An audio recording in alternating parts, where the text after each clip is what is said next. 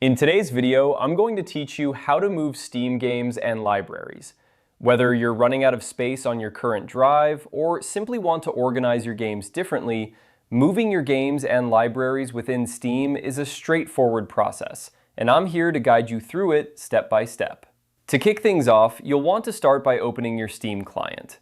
Once you've got Steam open, look towards the top left corner of your screen and you'll see the Steam icon. Click on that. This will open up a drop-down menu, and from here, you'll want to navigate to and click on Settings. Inside the Settings menu, you'll find various options, but the one we're interested in today is Storage. Click on Storage to proceed. This section is where you can view all the installed games and libraries on your computer. It's essentially your hub for managing where your games are stored.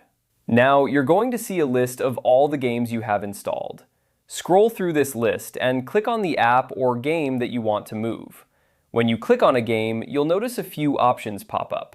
What you're looking for is the Move button, which is conveniently located right behind the Uninstall option. Click on Move. After you click Move, Steam is going to prompt you to select your preferred storage location.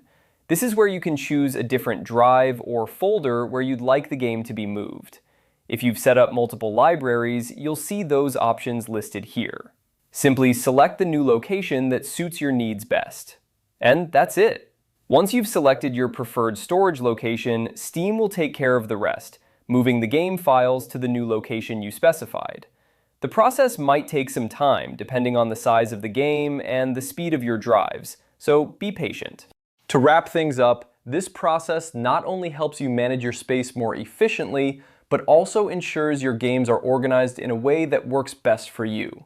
Just remember, whenever you feel the need to rearrange your games or free up some space, these steps will be your go-to guide. I hope you found this tutorial helpful and that you're now confident in moving your Steam games and libraries. If you have any questions or need further assistance, feel free to leave a comment below. Thanks for watching and happy gaming!